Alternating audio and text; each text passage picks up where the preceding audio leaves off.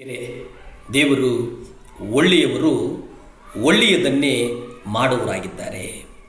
ನೀವು ಪೌಲನ ತನ್ನ ಜೀವಿತದ ಕೊನೆಯದಲ್ಲಿ ನಾವು ನೋಡೋದಾದರೆ, ಕೊನೆಯ ಜೀವಿತದಲ್ಲಿ ಒಂದು ಬಹುಮುಖ್ಯವಾಗಿ ಒಂದನ್ನು ಒತ್ತಿ ಹೇಳ್ತಾನೆ. ಏನಪ್ಪ ಅಂತಂದರೆ, ನನ್ನ ಮಾದರಿಯನ್ನು ನೋಡಿರಿ. ಅದನ್ನೇನು ಹೇಳ್ತಾನೆ ಅಂತಂದರೆ, ನಾವು ಹೇಗೆ ಜೀವಿಸುವುದೆಂಬುದನ್ನು ನೋಡಿ, ಮಾದರಿಯನ್ನು ನೋಡಿ ಅಂತಂದರೆ ನಾವು ಹೇಗೆ ಬದುಕಿದ್ದೀವಿ, ಹೇಗೆ ನಮ್ಮ ನಡೆಯಿತ್ತು, ಹೇಗೆ ನಮ್ಮ ನುಡಿಯಿತ್ತು, ಹೇಗೆ ನಾವು ದೇವರ ವಾಕ್ಯಕ್ಕೆ ವಿಧೇಯರಾಗಿದ್ದೀವಿ ಅನ್ನುವಂಥದ್ದು. ನನಗೆ ಎಷ್ಟು ತಿಮೋತಿ ಪದೇ ಪದೇ ಹೇಳ್ತಾನೆ, ಈ ಸುವಾರ್ತೆಯ ಸೇವೆಯು ನನಗೆ ಕೊಡಲ್ಪಟ್ಟಿತು, ನನಗೆ ಬಲವನ್ನು ದಯಪಾಲಿಸಿದವನು ನಮ್ಮ ಕರ್ತನಾದ ಯೇಸು ಕ್ರಿಸ್ತನೇ. ಹಿಂಸಕನೂ ಬಲಾತ್ಕಾರಿಯೂ ಆಗಿದ್ದ ನನ್ನನ್ನು ಆತನು ನಂಬಿಗಸ್ತನೆಂದು ಎಣಿಸಿ ತನ್ನ ಸೇವೆಗೆ ನೇಮಿಸಿಕೊಂಡಿದ್ದಕ್ಕಾಗಿ ನಾನು ಆತನಿಗೆ ಸ್ತೋತ್ರ ಸಲ್ಲಿಸುತ್ತೇನೆ. 1 ತಿಮೋತಿ 1:12 ನಾವು ನೋಡ್ತೇವೆ, ಈ ಸೇವೆ ನನಗೆ ಕೊಡಲ್ಪಟ್ಟಿದೆ, ನನಗೆ ಬಲವನ್ನು ದಯಪಾಲಿಸಿದಂಥದ್ದು ಕರ್ತನಾದಂಥ ಯೇಸು ಕ್ರಿಸ್ತನೇ. ನಾನು ಹಿಂಸಕನಾಗಿದ್ದೆ, ನಾನು ಬಲಾತ್ಕಾರಿಯಾಗಿದ್ದೆ, ನಾನು ನಂಬಿಗಸ್ತನಾಗಿರಲಿಲ್ಲ.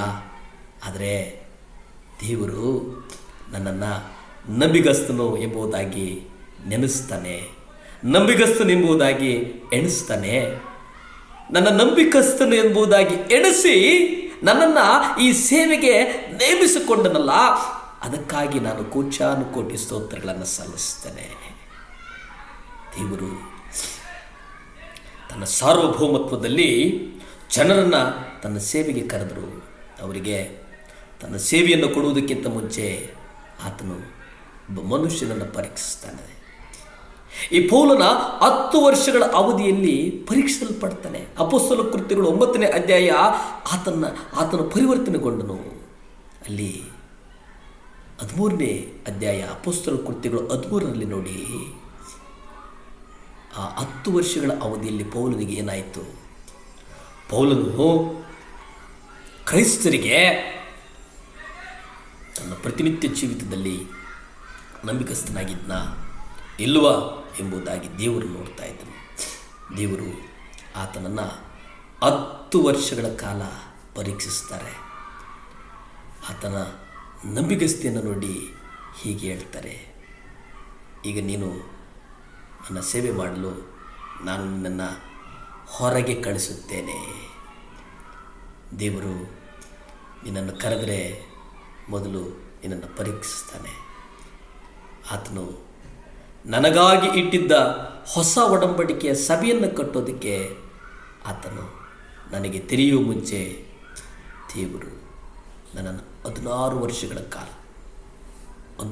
ವರ್ಷಗಳ ಕಾಲ ಸೇವೆಗೆ ಪರೀಕ್ಷೆ ಮಾಡಿದ್ದನ್ನು ನಾವು ನೋಡುತ್ತೇವೆ. ಇಲ್ಲಿ ಸಣ್ಣ ಸಣ್ಣ ಸಂಗತಿಗಳಿಗೆ ನಂಬಿಗಸ್ತರಾಗಿದ್ದೀವ.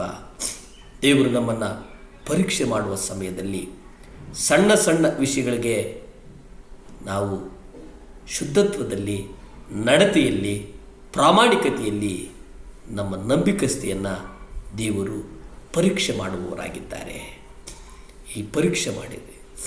1 ತಿಮೋತಿ 1ನೇ ಅಧ್ಯಾಯ 12 ನೀವು ನೋಡಿ, ಅಲ್ಲಿ ನಾವು ನೋಡ್ತೇವೆ, ಆತನೇ ನನ್ನನ್ನು ತನ್ನ ಸೇವೆಯೊಳಗೆ ನೇಮಿಸಿದನು.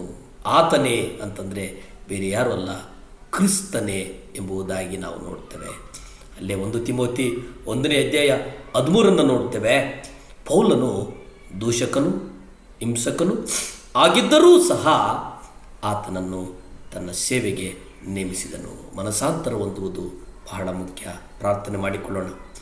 ಭೂಮಿ ಆಕಾಶಗಳನ್ನು ಉಂಟು ಮಾಡಿದಂಥ ಸರ್ವಶಕ್ತನಾದಂಥ ದೇವರೇ, ಸ್ತೋತ್ರ ಸ್ವಾಮಿ. ಈ ಮುಂಜಾನೆ ಸಮಯದಲ್ಲಿ ದೇವರೇ ಒಪ್ಪಿಸಿಕೊಡ್ತೇವೆ ಸ್ವಾಮಿ, ಸಹಾಯ ಮಾಡಪ್ಪ. ಪರಿಶುದ್ಧ ಆತ್ಮ ದೇವರೇ, ಆತ್ಮದಿಂದಲೂ ಬಲದಿಂದಲೂ ನಡೆಸುವಂಥ ದೇವರು ಸ್ವಾಮಿ. ದೇವ, ಯಾರ್ಯಾರು ಈ ಪ್ರಾರ್ಥನೆಯಲ್ಲಿ ಬಲಗೊಳ್ಳುವುದಕ್ಕೆ ಪ್ರಾರ್ಥನೆಯಲ್ಲಿ ಸಿದ್ಧರಾಗಿದ್ದಾರೋ ಅವರಿಗೊಂದು ವಿಶೇಷವಾದಂಥ ಒಂದು ಬಲವಾದಂಥ ಒಂದು ಅಭಿಷೇಕವನ್ನು ಕೊಡೆಯ. ಯೇಸು ಕ್ರಿಸ್ತನ ರಕ್ತದ ಒಂದು ಬೆಂಕಿ ಮಕ್ಕಳನ್ನು ಮುಟ್ಟಲಿಸುವ ಒಂದು ಸಮಾಧಾನ ಕೊಡು. ನೆಮ್ಮದಿ ಕೊಡು ಸ್ವಾಮಿ. ಒಂದು ನಂಬಿಕಸ್ಥರ ಜೀವನವನ್ನು ಕೊಡ್ತೀರಿ ಅಂತ ನಾನು ಬಲವಾಗಿ ನಂಬುತ್ತಾ ನನ್ನನ್ನು ನಾನು ಒಪ್ಪಿಸಿಕೊಟ್ಟು ನನ್ನನ್ನು ನಾನು ತಲೆತೆಗ್ಗಿಸಿ ತಮ್ಮನ್ನು ಹೆಚ್ಚಿಸ್ತಾ ನಜರೇತಿನ ಯೇಸು ಕ್ರಿಸ್ತನ ಅಧಿಕಾರದ ನಾಮದಲ್ಲಿ ಬೇಡಿ ಬಂದು ಪ್ರಾರ್ಥನೆ ಮಾಡಿ ಆಶೀರ್ವಾದಗಳನ್ನು ಹೊಂದ್ಕೊಳ್ತಾ ಇದೆ ಪರಮ ತಂದೆಯೇ. ಆಮೇನ್, ಆಮೇನ್, ಆಮೇನ್.